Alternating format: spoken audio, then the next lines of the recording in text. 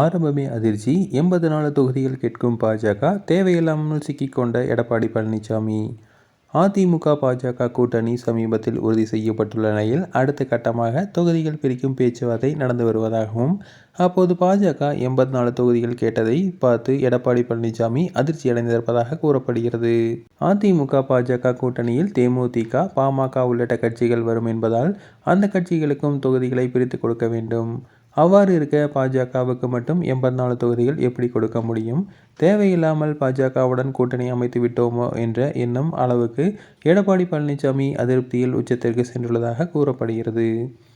மேலும் அண்ணாமலை சில புள்ளிவிவரங்களை எடுத்துக்காட்டி கடந்த காலங்களில் பாஜக இத்தனை சதவீதம் ஓட்டுகள் வாங்கியிருக்கிறது, எனவே 84 தொகுதிகளுக்கு குறைவாக ஏற்றுக்கொள்ளக்கூடாது என்று நான் உசுப்பேத்தி வருவதாகவும் கூறப்படுகிறது. இந்த நிலையில் பாஜகவுக்கு அதிகபட்சமாக 30 தொகுதிகள் மட்டுமே கொடுக்க முடியும் என எடப்பாடி பழனிசாமி முடிவு செய்திருப்பதாகவும், அதை ஏற்றுக்கொள்ளாவிட்டால் கூட்டணியிலிருந்து வெளியே சென்றாலும் கூட பரவாயில்லை என்ற முடிவுக்கு வந்துவிட்டதாகவும் கூறப்படுகிறது.